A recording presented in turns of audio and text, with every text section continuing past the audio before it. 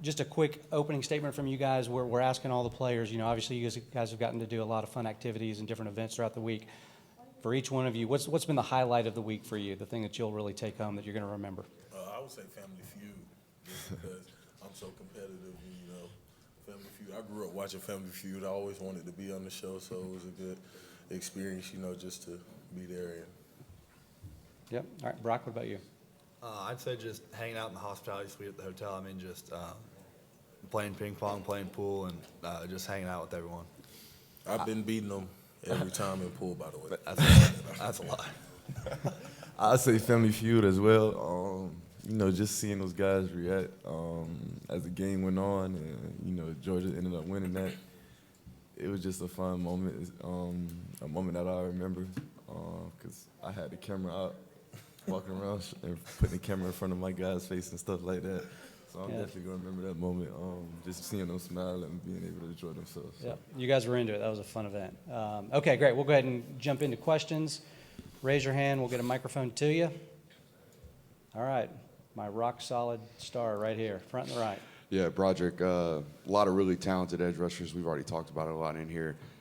How have you gone about studying them? What do they bring to the table? And I guess, is there any difference between 9, I think it's 44, and 32? I really don't try and just single out one specific player at a time. I would rather just watch the whole scheme of the game just because of, they switch so many people out every time. So I just try and look at the scheme and how they will play if certain people were in. I just don't try and single out, 44 or 9, even though they're great pass rushers. They'll be a big challenge for us. But I believe at the end of the day, it's really about the defense as a whole and the way we play, and not just the specific 2 players. Next question. All right, over here, third row on the left. Kind of gotten glimpses of Stetson's swagger throughout the year. The Tennessee game with the call me sign after that. Any funny stories in the huddle of him just talking trash, getting you guys fired up about the next play, something he sees open, kind of guaranteed victory kind of a thing? Let me think about that real quick. You said funny moments of Stetson in the huddle? I can remember, let me think. I can remember we playing in a cold game. I think this was Kentucky, just being so cold out there. And he, being a quarterback, you got to be able to call plays. And, looking at the wristband, he's shivering because, and, he, said a word wrong. And we all knew what he was meaning because we looking at it too as well. But, just being able to, being cold out there, shivering and stuff like that, it sounded funny. And, we laughed about it, but we also knew that it's time to go out there and play. So. All right, Brock, what about you? Funny Stetson stories. Man.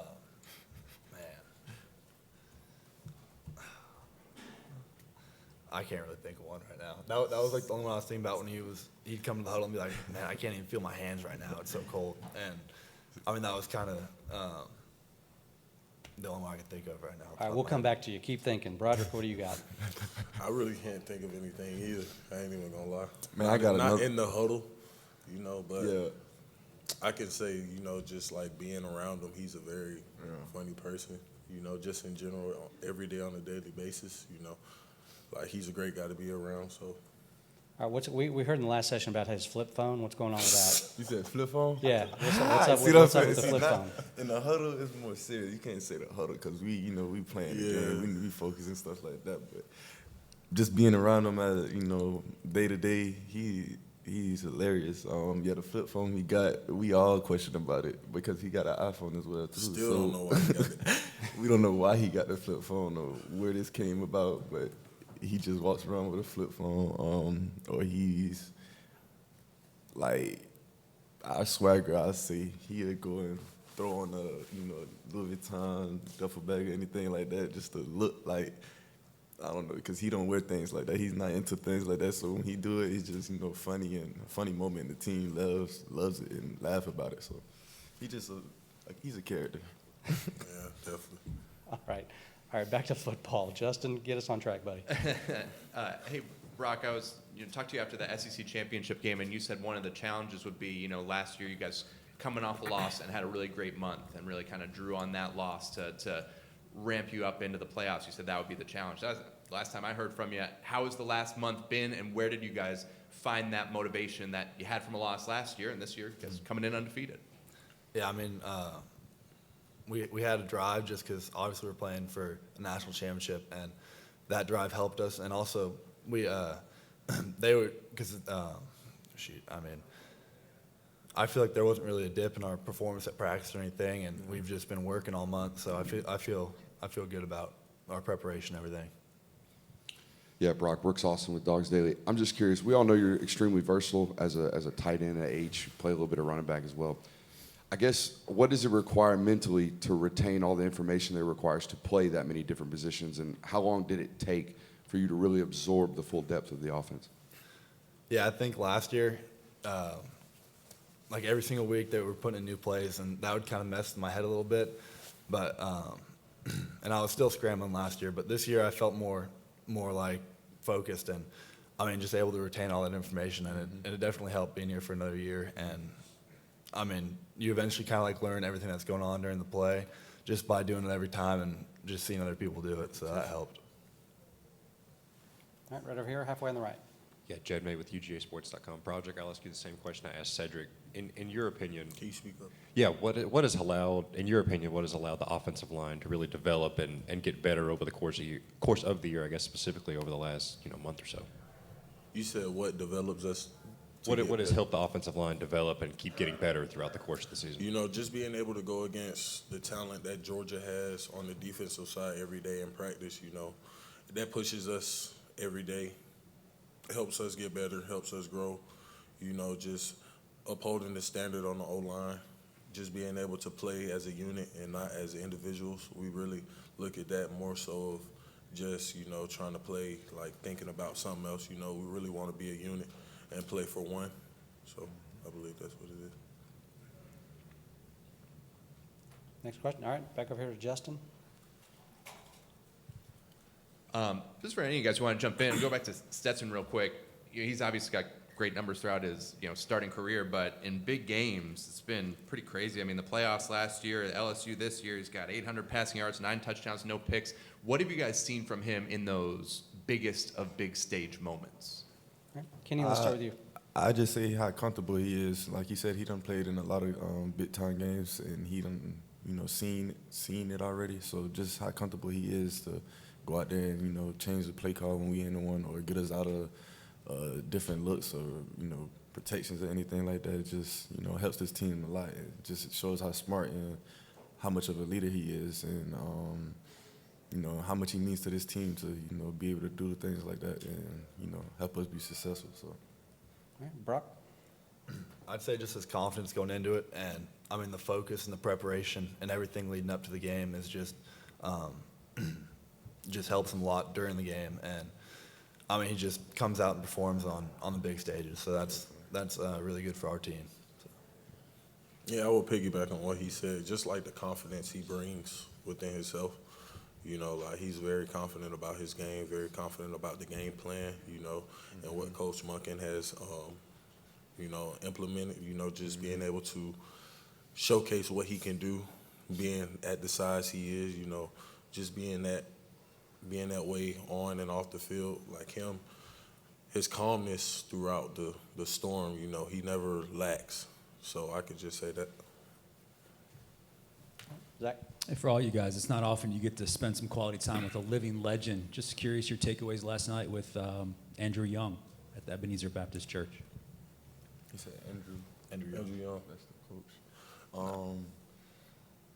Being able to listen to them guys last night was definitely an experience I remember. Those guys done been through a lot, and for us to be where we at now, to say we can play with a different gender.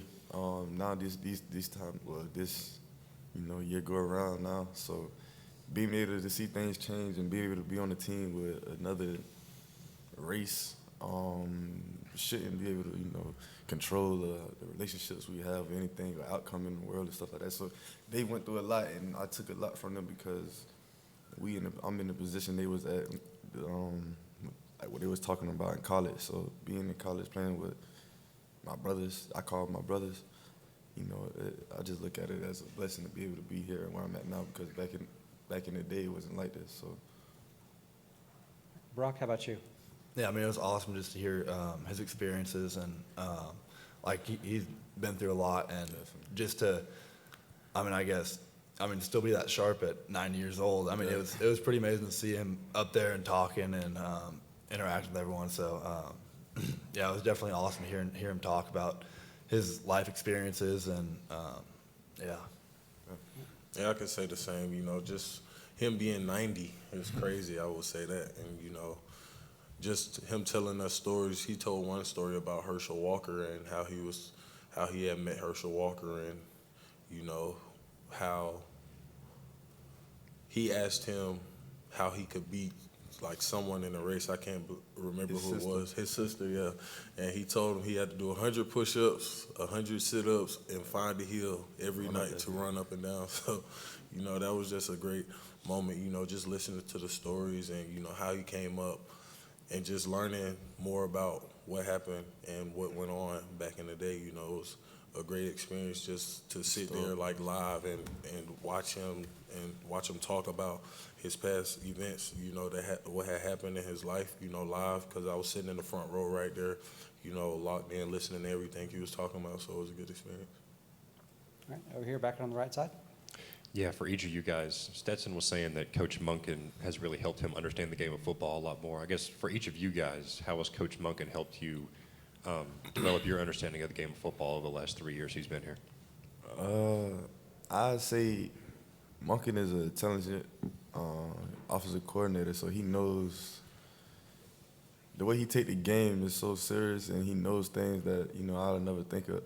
So just be able to pick his brain, even if it's running a route, picking up a block, footwork, anything. He just he give us little ticks and nats and stuff like that we can carry on for the next level because he's been there, and that's somewhere we want to go. So just buying into and listening to what he's saying is definitely, taught me a lot because he's been an offensive coordinator in the highest level, and he knows what he's talking about. So I just, listen to him.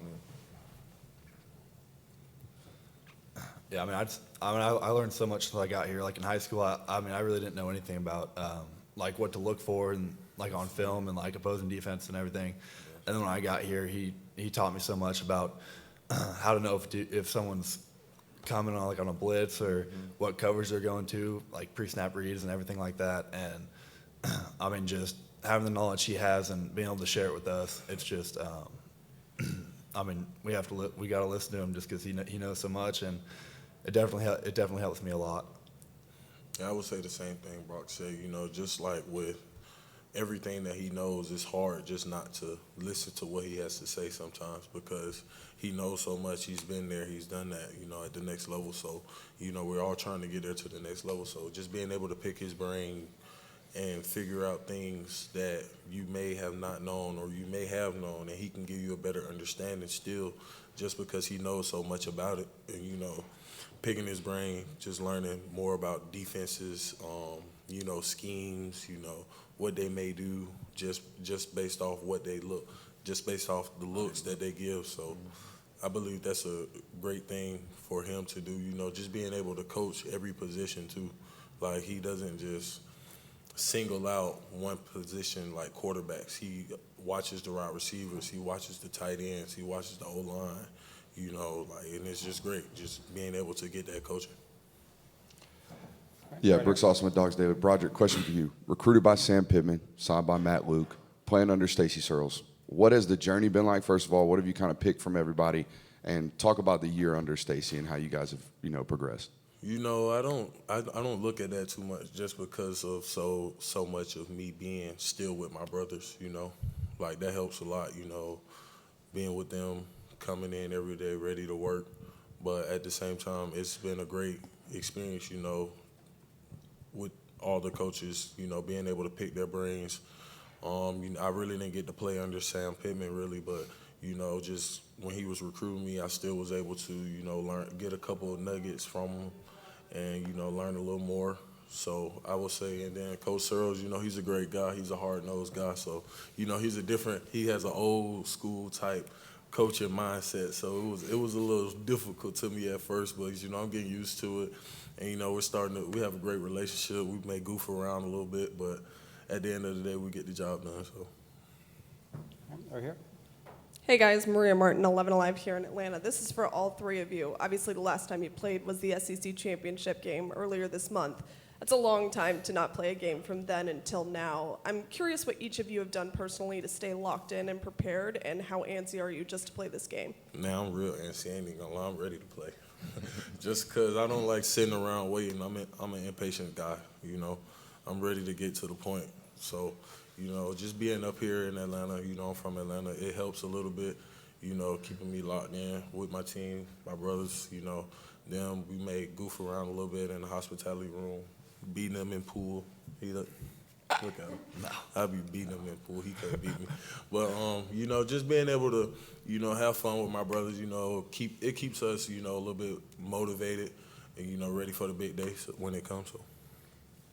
Yeah, I mean, I'm antsy too, ready to play. It's hard to wait a month, and I think our coaches did a good job on, I guess, keeping us locked in, and I mean, just doing as much stuff as we can in order to be ready to play. So I think that helped us a lot, staying focused. Definitely, I'd say our coaches definitely kept us locked in. They want us to win 24 hours, so each and every day we doing something that help this team to get to where we want to go. I say even when we had a little break home, guys still, we wrote down things that we wanted to do that helped this team before we left. And I can just tell you what I wrote. I wrote that I was going to watch film and catch 100 balls a day. So just being able to do those little things, and like the guys said, I'm ready to play too. It's not hard. It's hard to wait a month. So just doing little things like that, get back in football mode slowly but surely. I'd say that definitely helped us to keep us focused and dialed in for this game. Zach? Broderick, do you ever get jealous that Jalen gets to come in and play offense and look cool, and you guys always do the dirty work, and you never get to sack guys, hold up number one fingers, anything like that? Nah, man, I don't get jealous. I just, I come in ready to do whatever I have to do for the team, just like him. Him being a bigger body and being so dominant, having him behind me, it makes my job easier a little bit. I ain't even gonna lie, just because he can come through and maul people and make a hole. Like all the running back got to do is follow him, and it's a touchdown. Just because he's so big, you can ask him, but just having him behind me, it's like it gives me a little bit of extra confidence that being so close and so like just me and him. Like having the relationship we have, it's so goofy, but at the end of the day, I'm always proud of what he has done and what he has accomplished, as a man. So, I just look at that as that. All right, time for a few more. We'll go back here at the front. Broderick, another one for you. Turned into a really counter-heavy football team this year. You as a tremendous athlete at the left tackle position, what does that play allow you to do? And you seem to enjoy it when I watch you on film. You seem to enjoy that particular play. Talk about it. Yeah, I do like counter. He like running behind me too. I mess with the running backs and quarterbacks all the time. Be like, y'all like pulling behind me just because I'm so athletic and I can do it so well. I really do like pulling and just showing my athleticism, just getting out in the open field and just running a lot because at the end of the day it's a great scheme too as well, just because you never know what we can do. We can go outside to the edge, we can get to the edge, we can go inside. You never just know where it could hit.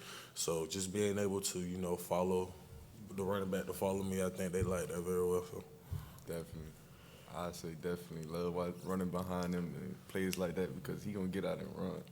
And when I say run, he gonna run past the safety, and we gotta catch him, so we can, get behind his block. But nah, just seeing it in practice, man. I remember I first seen it just on film. Kirby watching it. We watching it in the team meeting room. I just seen him running down the field. It's just like I said, a gazelle just floating down the field, like moving to him.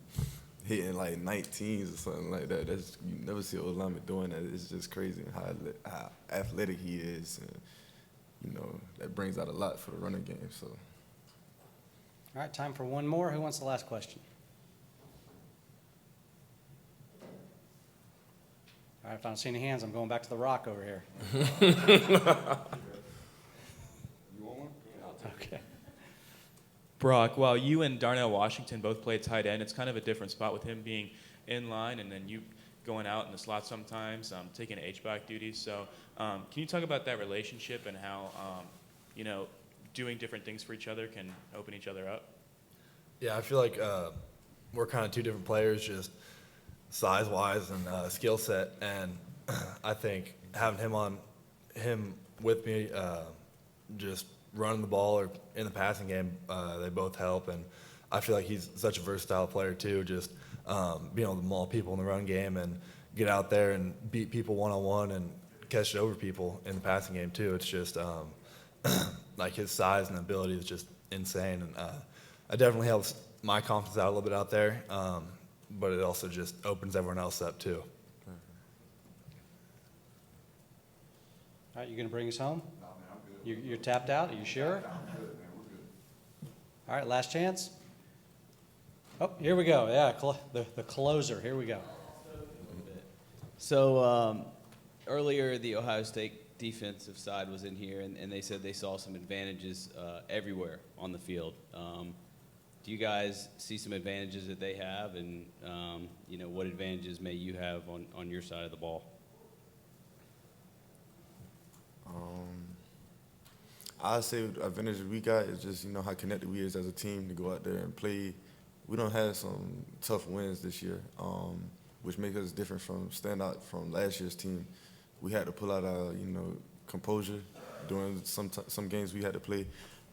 This team fought back, I believe it's down two touchdowns or something like that, and fought back and won. Just this team shows so much connection and resiliency. Just, go out there and week by week, practicing how we practice and going out there on Saturdays to, execute and, buying into the game plan and going out there and doing what we do. So I say that's our advantage, how connected this team is and the composure we have. All right, Brock, what about you? I'd say that our connection as a team just helps us a lot. And being, like Kenny said, being in those close games helps us as well. We didn't really have that last year. And I feel like that just made us that much better and closer as a team. And at this point, everyone in their defense is going to be juiced to play, and everyone's great players. So because you have to be to get to this point. So I'm just excited to see what happens out there on Saturday. All right, Broderick, bring us home. I just believe Bloody Tuesday gives us an advantage. I ain't even gonna lie. Bloody Tuesday. You just got to come in with this different type of mindset, just ready to maul somebody in practice. Even though he's your brother, between those lines, nobody's friend. So, you just got to do what you can, to make it out alive. So, you just got to be prepared and be ready. And us going against each other, trying to kill each other out there on Bloody Tuesday, I think it makes the games easier for us. So.